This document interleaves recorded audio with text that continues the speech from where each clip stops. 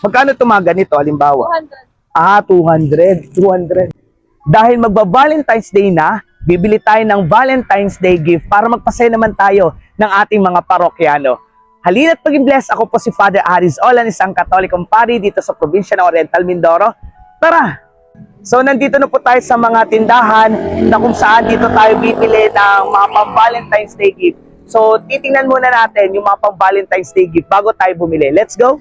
Yan na nga ho mga kapalaman, nagtitingin na po tayo ng mga panregalo natin ngayong Valentine's Day. Siguro maganda natin panregalo ay fresh flower, tapos may chocolate siguro at merong simple message. Ano? Let's see. Parang okay din to, no? Ganda nito. Nako, mukhang nahihirapan tayong maghanap ng bulaklak ngayon. Bibigay ko sa mga parokyano ko. Wala akong kadate ngayong Valentine's Day. Sila na lang i-date. So, okay ba to? Okay to? Sa yung palagay, okay tong ganito. Kasi ito hindi na lalanta, hindi nabubulukan.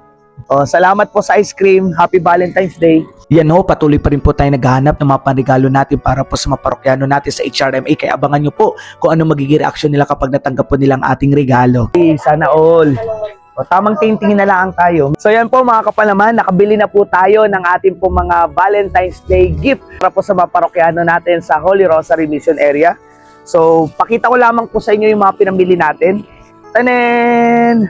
O diba? Sana matuwa ang mga pagbibigyan natin ito. And then, meron pa po tayo ditong tanen! So yan. At meron pang ganito. Yan! O diba? Yun lamang po mga kapalaman. God bless you po and keep safe.